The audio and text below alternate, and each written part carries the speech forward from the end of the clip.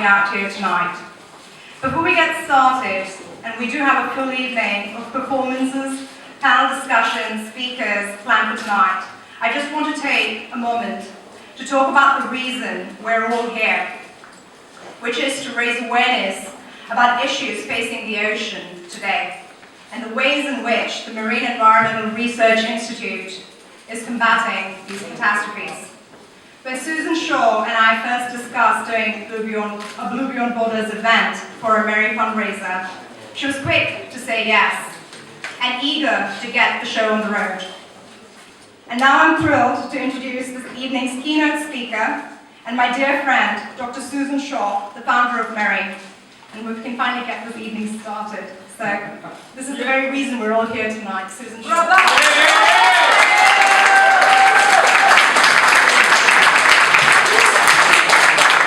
Here we are. It's the power of us. Margaret Mead said, "Never doubt that a small group of thoughtful, committed people can change the world. Indeed, it is the only thing that ever has." And it's such an excitement to have everybody from every walk of life, and I love having people from all the arts. And we want your commitment, we want your passion, and we definitely want your ideas.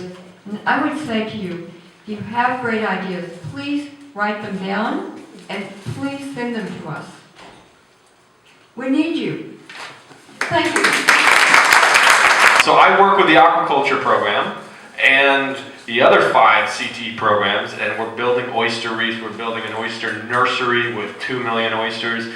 We're growing oysters in the New York Harbor to restore what was once 300 square miles of oyster reef that filtered the water, that protected the shoreline, that enabled all of the other life of the estuary. So we're getting back to that point. I've told some people it's going to be a long process. Starting with 2 million oysters in the water column now, 50 square feet of oyster reef off the coast of Governor's Island, and 4 other sites in the harbor. So I'm here to talk about that and just promote New York Harbor School and the restoration program. We're expanding to middle schools. We're getting out there. So thanks for putting me up here to speak for Murray. We see higher rates of learning and behavioral disabilities, cancer rates, and so on and so forth in our very own species. Yet we don't even look at our reflections to see the warning signs. And when I say that oceans connect each and every one of us, where I see some friendly faces and some familiar faces in the audience. But for those who don't know us and we don't know yet, we're still intricately connected, because anything that we do to the oceans ends up in your plate and vice versa. So with that said, when we talk about the Gulf, when we talk about fracking upstate, when we talk about the Hudson River and how it used to be very polluted, and it still is to some extent, when we talk about Greenpoint, one of the first oil spills out in the US, although I will argue that there's an oil spill every single day in the oceans. It's just the ones that are near shore, the ones that affect us directly, that we talk about. I have hope that the power in each of us and collectively will prevail. Maybe I'm being too naive or positive, but I do think that once we know how terrible it is, that change will come. We're not going to tolerate this as a society. This is the one piece of information I would love you to go home with. There are now more than 90,000 human-made chemicals. Human-made chemicals that never existed before. Guess what? Of those, less than 2,500 have ever had testing on how they affect biological systems. Whales, us, fish, anything that lives. Now, of those 2,500 that have been tested at all, guess what? Almost none have been tested in combination. And again, everything flows together. So that was a very big take-home piece. In addition to when you were saying in your talk that the wombs of the marine animals were occluded because of the flame retardant. My oldest daughter was born 41 years ago in the year that we were not permitted to buy like regular pajamas. We were not permitted as new parents in the United States to buy cotton, nice pajamas. We had to buy the flame retardant. And we were sold that bill of goods that if we didn't, we were pretty lousy parents. So I couldn't accept stuff from France, from my mother-in-law who had nice cotton pajamas, like you were probably raised in, you know. And I realized I marinated my daughter every night in sleepy stuff that was built to withstand 200 washings and more. It was saturated with this flame retardant, and her whole generation was as well. We're snorkeling and skin diving every day, but every morning in this socially, ecologically conscious place, a crew of young men have to go out on the beach and clean up baby bottles, wrappers, Coke bottles in Spanish, thongs, flip-flops, toys, clothing. It looks like Walmart's in used on the beach. And no army of young men can really clean it up fast enough. And it's not coming from Belize. You can tell from the wrappers it's coming from Spanish-speaking countries next door, and perhaps from cruise ships. So no matter what the consciousness there is, there's this wave of trash inundating them. And you go out on the reef, and you can see from year to year, we had been there the year before, it's weaker, it's chalkier, it's dirtier, there are fewer fish. The fishermen take you to the good places, but there just are fewer fish. And frankly, though everyone denies it, I think the reef is in bad shape. I'm known to do rap music about some unusual topics, as Ash indicated. I rap about Darwin's Origin of Species and the Canterbury Tales. And when Ash told me that she was doing this event, she asked me to write something specifically for it. And then she suggested, but instead of coming with something written, maybe you could come to the event with nothing written and then write something during the event and then share it. So while we've heard the speakers, I've been just back there taking notes, and here's an original composition based on everything we just heard. How are you guys doing in the back? Can you hear me okay? Yeah? All right. As a child, I was known as an ocean diver. Deep breath, feel the salt in my eyes, open wider. Grandma drops her glasses over the side of the boat with a splash, and it's only 20 feet deep, and I'm gone. I'm diving after them. I'm from the Pacific Northwest.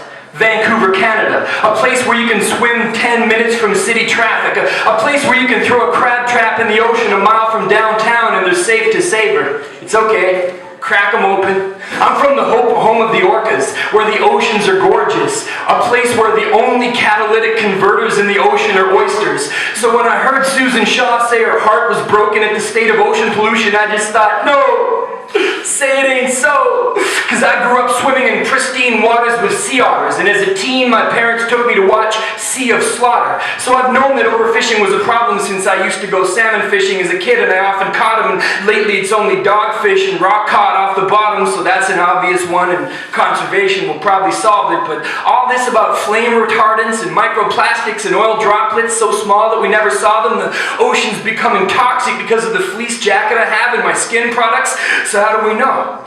I mean, the molecules are kind of miniature. We know because scientists like Susan Shaw devises studies to find their signature. She dives into waters with chemical levels so high that her skin hurts. So skip the retardant-soaked sofa and buy a fire extinguisher. Take it from the toxicologist with the public health doctorate. It's better to skim off the oil than to break it up into smaller droplets when it may accumulate at the top of the food chain. And make sure it's only non-toxic products that you drop in your suitcase. Listen to Susan list off the list of problematic brands and watch the mood in the room change. Microplastics are everywhere, so don't swallow your toothpaste. We live in a world in which a harbor seal on the beach is a toxic spill, in which we use fossil fuels to get to and from the office still, a world in which the fish in the Thames are getting into feminism and learning to chill thanks to a steady diet of secondhand contraceptive pills. So I'm adding my voice to the call for change, from political thought to will. I want an Audi, and I want it to run on algae, thanks to Josh Tickell. It's time to stop toxic ocean pollution. Stop listening to rappers and keep the microphones open to Susan. If you want the clearest information and the best answers, or listen to Fabian if you want to meet a walrus with breast cancer, or an alligator with hermaphroditism, it's either clean up our act or prepare for reptilian gender equity activism. A change gon' come from addressing the causes and not the symptoms, from consumer boycotts and voting with your wallet's influence, from pressuring your pension funders not to make the wrong investments. Divest yourself from stocks with toxic emissions. Divest yourself from stocks and fuels with fossils in them. Personal responsibility is a conscious decision. So walk to the auction tables after this and start the bidding. I understand I'm on the auction block myself. A mere concession prize since Fabian was not for sale. And who am I?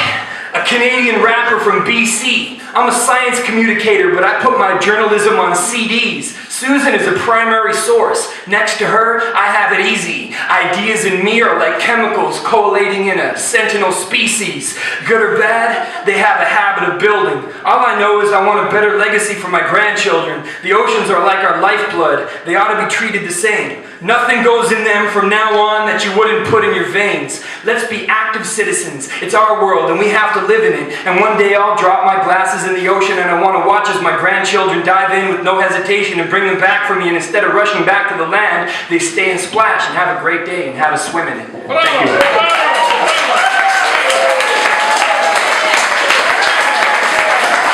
you. Most girls like dolphins. Not me. You know me. Or songs of the humpback whales, singing in stores, with hanging angels, fairies, unicorns. I'm not like most girls. You're so not. And so here we are. So here we are. Carrie reaches her arms around and holds Diane close. Now you smell of salt spray. Then you were wearing a t-shirt with Dennis Hopper. And you were drinking from a children's juice box with Ernie and Bert on it. How you could drink that stuff, I don't know. I was thirsty. Are you thirsty now? No, my mouth is dry, but I'm not thirsty. Have a drink. What is it? Coconut water, electrolytes. Oh, I hardly think they'll need it. If you're thirsty, then you're already dehydrated. Please drink. What are you doing? You gut loading me? Gut loading? Hey, I used to have a frog, and the boy at the pet store, he sold me crickets. And he said, you have to gut load them with vitamins or your frog will get sick. So he gave me this crushed up stuff to feed the crickets. Why didn't they just do that at the pet store? I don't know. Maybe it was a bad pet store and he knew it and he wanted me to have a healthy frog. Maybe he had a crush on you. All boys do.